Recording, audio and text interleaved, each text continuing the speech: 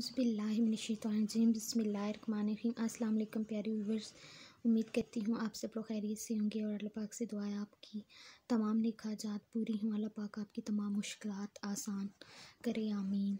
तो आज हम आपको अल्लाह ताला का बहुत ही खूबसूरत नाम अल-मोमिनून का वजीफ़ा बताएंगे।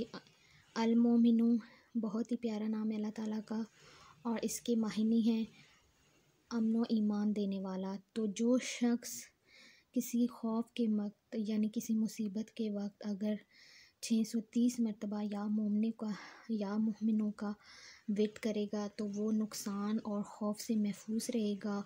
और अगर कोई शख्स इस इसम को लिख कर अपने पास रख ले तो इंशाअल्लाह वो अल्लाह ताला के अल्लाह ताला उसको अपने हिफ्ज़ व अमान में रखेंगे, उसको महफूज रखेंगे। अगर वीडियो अच्छी लगी हो तो चैनल को सब्सक्राइब करें। बहुत बहुत शुक्रिया।